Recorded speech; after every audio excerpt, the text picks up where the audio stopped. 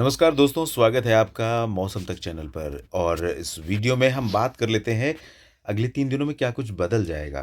23 नवंबर को एक डब्ल्यूडी उत्तर भारत में आने वाला है। आज 21 है तो हम 23 तक की बात करने वाले हैं इसमें। ये डब्ल्यूडी जब आएगा तो उत्तर भारत के पहाड़ों पर कितना असर डालेगा? साथ ही साथ दक्षिण भारत की तरफ से ये जो नमी आपको अभी कोस्टल रीजन और साउथ तमिलनाडु और केरल में दिख रही है, वो धीरे-धीरे बढ़ कर के मध्य भारत की तरफ पहुँचने वाली है।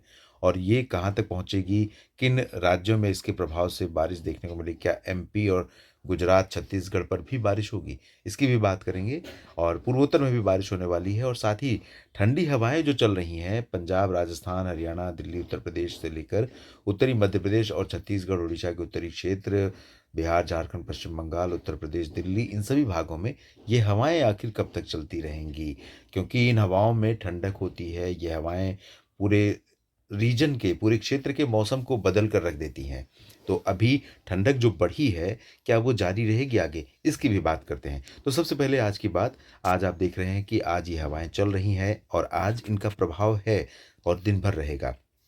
दिन में भी मौसम काफ़ी प्लेज़ेंटली कूल रहेगा। इसमें अमृतसर, जालंधर, पठानकोट और फ़ाज़िलका, फ़रीदकोट, लुधियाना, पटियाला, साथ ही साथ नीचे की तरफ आएँगे तो राजस्थान में चूरू, गंगानगर, हनुमानगढ़ और यहाँ तक कि बीकानेर और आसपास के भागों में जैसलमेर तक इन ठंडी हवाओं का असर होगा।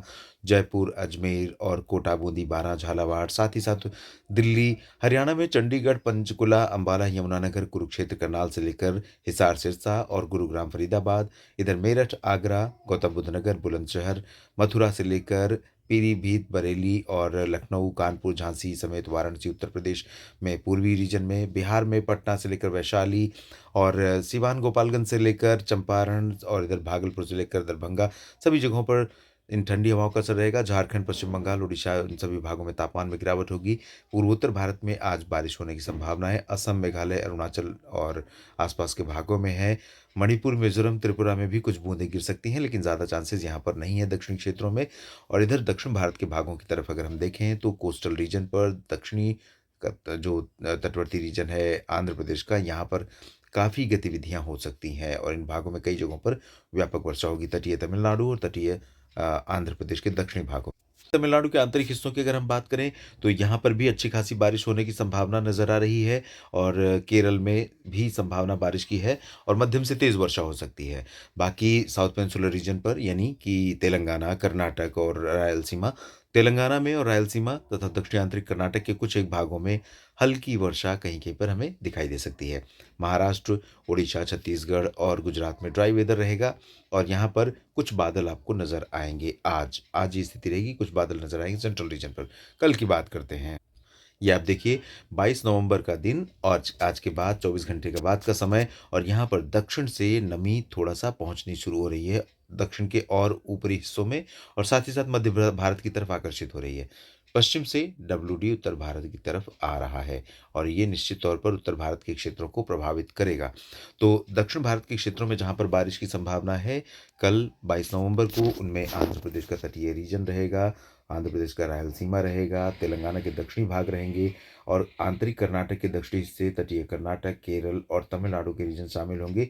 लेकिन तमिलनाडु और केरल में हल्की से मध्यम, बाकी जगहों पर हल्की वर्षा होगी। इंटेंसिटी यानी बारिश की तीव्रता आज की तुलना में कल यहाँ पर कम होती हुई नज़र आ रही है।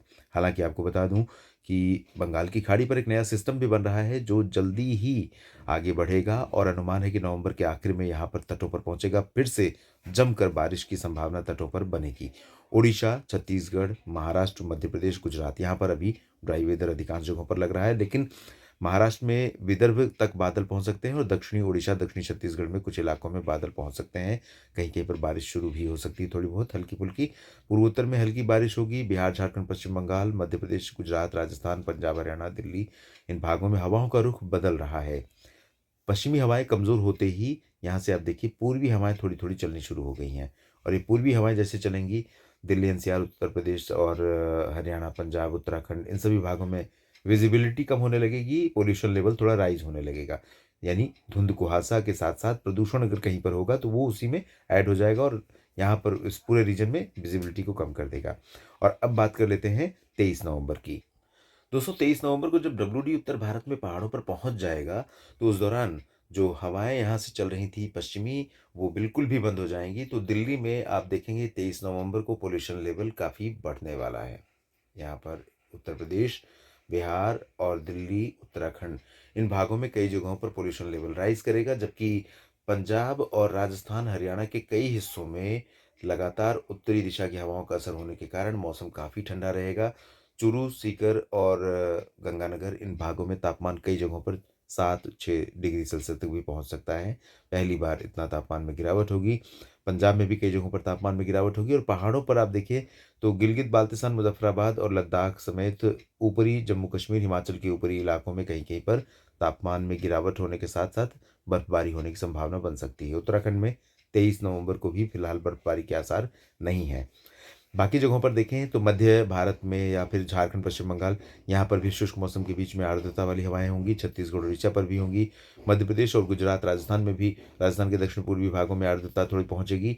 तो यहाँ पर बादल बढ़ने शुरू हो जाएँगे। ये पूरा रीजन जो आप देख रहे हैं, यहाँ पर बादल आपको 23 नवंबर को ज़्यादा नज़र आएँगे और साथ ही साथ ये सिस्टम जब आगे बढ़ रहा है या फिर नमी वाली हवाएँ जब आगे बढ़ रही हैं, तो महाराष्ट्र में कई जगहों पर आप देखिए बारिश शुरू हो रही है। विदर्भ में, मराठवाड़ा और मध्य महाराष्ट्र, कोंकण गोवा के दक्षिणी भागों में, उड़ीसा और छत्तीसगढ़ के दक्षिणी हिस्सों में, बाकी तेलंगाना में, साथ ही साथ कर्नाटक, तमिलनाडु, केरल और आंध्र प्रदेश के रायलसीमा या तटीय क्षेत्रों में कई जगहों पर वर्षा की संभावना है। बारिश की तीव्रता हालाँकि बहुत ज़्यादा नहीं रहेगी।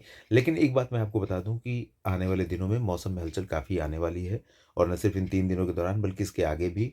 और यही नहीं, नवंबर के आखिरी दिन जो होंगे और दिसंबर की शुरुआत हो, उस दौरान भारत के कई राज्यों में मौसम में काफ़ी हलचल होगी। अभी जो शांत स्थिर बना हुआ है, उसमें काफ़ी कुछ हलचल होगी। कई जगहों पर बारिश, कई जगहों पर बर्फ़बारी पहाड़ों पर और सर्दी तेज़ी से आपको देखने को मिलेगी आने वाले दिनों में। बताऊँगा अगले बुलेटिन्स में। जुड़े रहिएगा मेरे साथ। धन्यवाद।